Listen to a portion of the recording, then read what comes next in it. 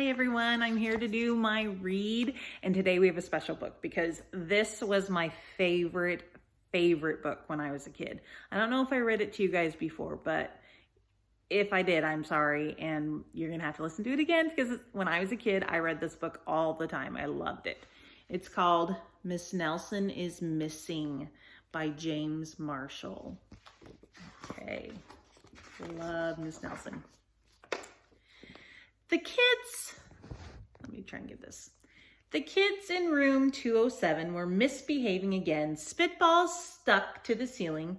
Paper planes whizzed through the air. They were the worst behaved in the whole school. Would Miss Brandon put up with that? You know I wouldn't. Now settle down, said Miss Nelson in their sweetest voice. But the class would not settle down. They whispered and giggled. They squirmed and made faces.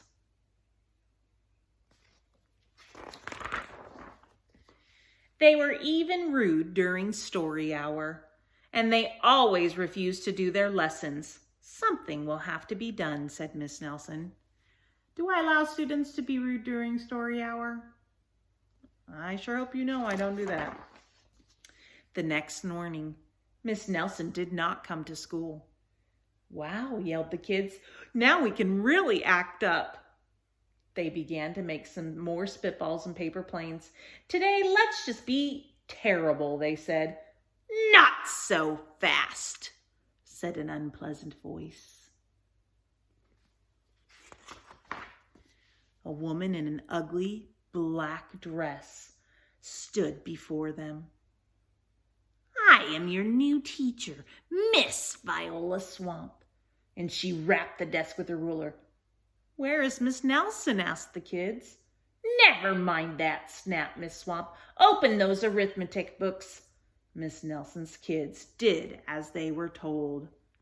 If a teacher showed up like that, would you be scared? Because I think I would. They could see that Miss Swamp was a real witch. She meant business.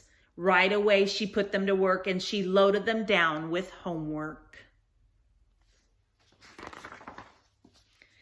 We'll have no story hour today, said Miss Swamp. Keep your mouth shut, said Miss Swamp. Sit perfectly still, said Miss Swamp. And if you misbehave, you'll be sorry. The kids in room 207 had never worked so hard. Days went by and there was no sign of Miss Nelson. The kids missed Miss Nelson. I think I would miss her too.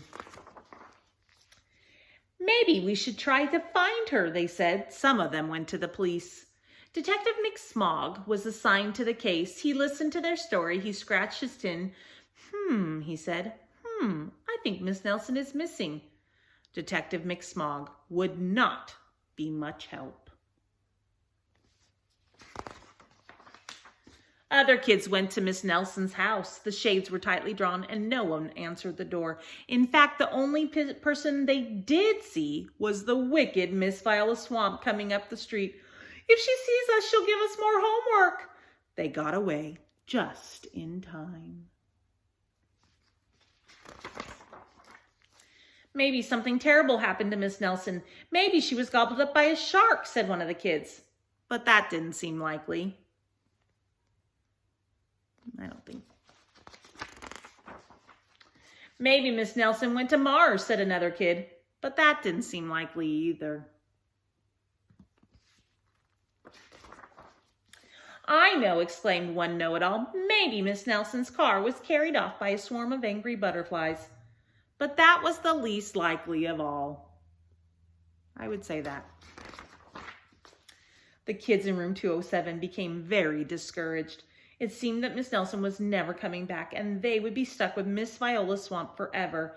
They heard footsteps in the hall. Here comes the witch, they whispered. Hello, children, someone said in a sweet voice. It was Miss Nelson.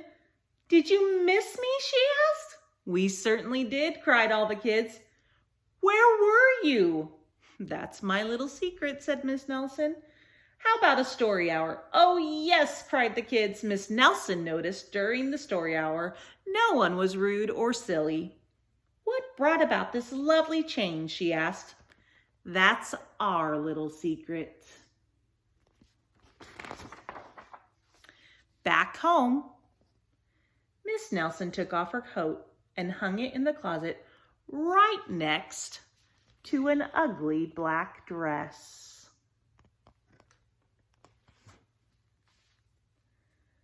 When it was time for bed, she sang a little song. I'll never tell, she said to herself with a smile. And if you notice right here, looks like there's an ugly little nose right there. Do you think Miss Nelson was Miss Viola Swamp the whole time?